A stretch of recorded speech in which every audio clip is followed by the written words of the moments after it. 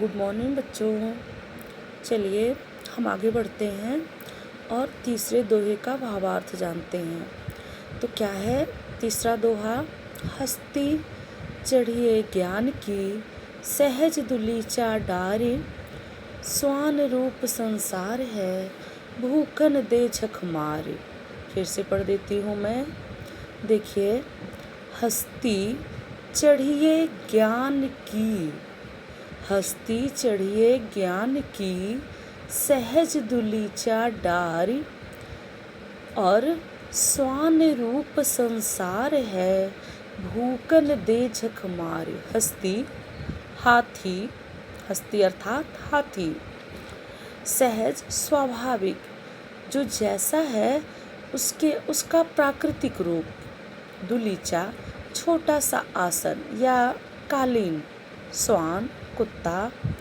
झक मारी, झक मारना समय बर्बाद करना, बेअर्थ का काम करना, बेमतलब की बात करना। तो यहाँ इस दोहे में कबीरदास जी उन साधकों को संबोधित करते हुए कह रहे हैं जो ज्ञान की प्राप्ति में लगे हुए हैं। तो उनका उत्साह बढ़ाते हुए कबीरदास जी कहते हैं कि हे संतों, हे साधकों, तुम ज्ञान की प्राप्ति में लगे रहो और सत्य, सहज से अर्थ लीजिए, सहज दुलीचा डारी, यहाँ से अर्थ शुरू करिए। सत्य एवं स्वाभाविक आसन या कालीन को, सत्य का स्वाभाविक आसन या कालीन ज्ञान रूपी हाथी पर डालकर, सत्य का स्वाभाविक आसन ज्ञान रूपी हाथी पर डालकर आप निरंतर अपने साधना मार्ग पर बढ़ते रहिए, क्योंकि स्वान रूप संसार है, भूकन दे झक मारी। इस संसार की बातों में आकर परेशान होने की, इस संसार की बातों में आकर पीछे जाने की ज़रूरत नहीं है, क्योंकि यह संसार कैसा है? स्वान रूप है, स्वान के सदृश है। जैसे कि जब हाथी किसी गली मोहल्ले या रास्ते से निकलता है तो ये जो स्वान नामक जानवर है, ये जो कुत्ता है, वह भौंकने लगता है, लेकिन उसके भौंकने का हाथी पर कोई असर नहीं पड़ता है। वह अपने रास्ते, अपनी मस्ती में बिना किसी बात की परवाह किए, बिना किसी तरह की प्रतिक्रिया व्यक्त किए हाथी अपने रास्ते चला जाता है।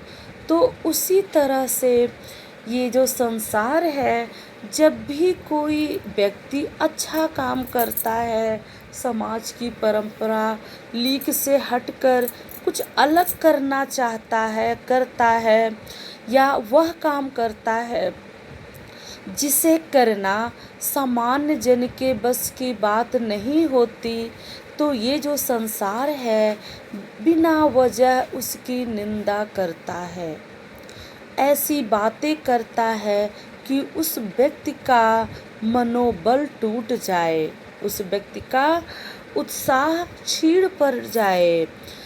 तो हे साधकों, कबीरदास जी कहना चाहते हैं कि हे सन्यासियों, हे साधकों, तुम इस संसार की परवाह ना करो, और ये जो सत्य का है, ये जो प्रेम का सहज स्वाभाविक दुलीचा है, इसे ज्ञान रूपी हाथी पर डाल करके तुम भक्ति मार्ग पर, साधना के मार्ग पर आगे बढ़ते जाओ, क्योंकि यह संसार तो श्वान के सदृश ही है, श्वान का काम भौंकना ही है।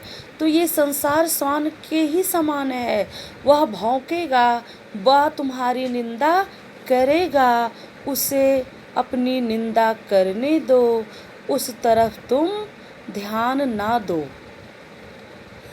यहाँ पर इसका भावार्थ समाप्त होता है। काव्य सौंदर्य बता दें बच्चों, तो यहाँ इस दोहे में भी रस क्या है, जो है भक्ति रस है, शांत रस भी आप कह सकते हैं। और इसकी भाषा क्या है, सदुक्कड़ी भाषा है, ब्रज भाषा ही है। और यहाँ पर भाषा सदुक्कड़ी होने के साथ साथ पंचमेल खिचड़ी भी है। देखिए, क्योंकि यहाँ पर ब्रज भाषा का ही प्रयोग नहीं हुआ है, हस्ती जो तत्सम शब्द है, स्वान भी तत्सम शब्द है और ज्ञान भी तत्सम शब्द है, तो यहाँ पर तत्सम शब्दों का प्रयोग हुआ है। झक मार मुहावरे का प्रयोग हुआ है। और चूँकि संसार को स्वान रूप बताया गया है, स्वान के समान बताया गया है, तो इसमें उपमा अलंकार भी है। अब अगला अर्थ, अगले दोहे का अर्थ हम अगली वीडियो में बताएंगे।